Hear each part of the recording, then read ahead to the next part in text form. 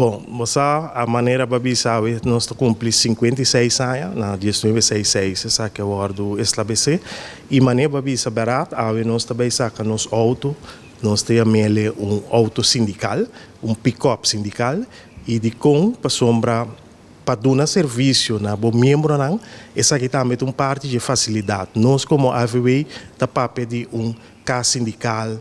les local, sala de reunião, sistema não inovativo para nos pôr assim, negociação de CEO para sobre compreender que nós está representado trador também com a companhia não com para fora de Bonaire. Então hope bem nós está negociar CEO via de sistema não virtual que mentura facilidade na aqui tá coisa não com bom mesetim para poder dar mais serviço na bom membro não e seguro a hora que nós está negociando diferentes CEO e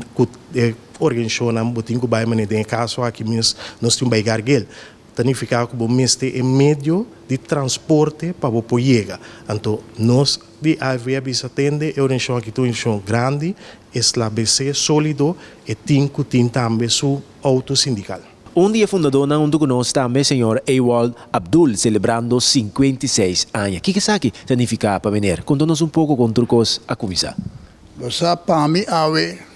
um dia muito grande, desde que 56 anos passados,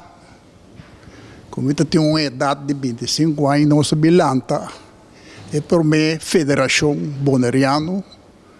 que está saindo na defesa de classe de trabalhador bonariano. Então, eu tenho que ver que chega tempo que esse sindicato que tem atualmente 900 membros, que pode considerar esse sindicato atual na Bonaire de mais grande, a passa dentro do tempo, dentro dos 56 anos de existência, ela passa dentro dos ups and downs,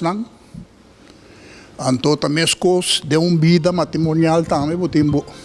ups and downs, então eu estou contente e estou orgulhoso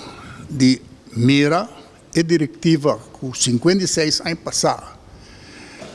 com algum baluarte que em paz descanse sobre a pessoa que 56 anos passados que afunda esse sindicato aqui,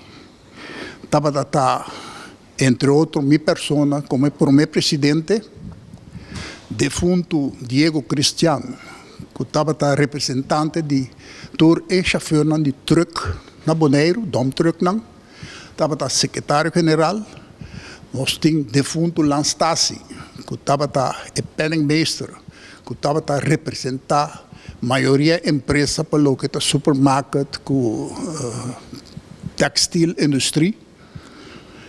Também nós tínhamos representante de HAF, futuro empregado que trabalha em HAF, que está Augusto Flores, em paz descanse. Então, last but not least, me tem de Transport Radio, que emissora não,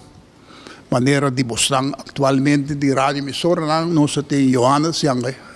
Johannes Yanga, que está vice-presidente,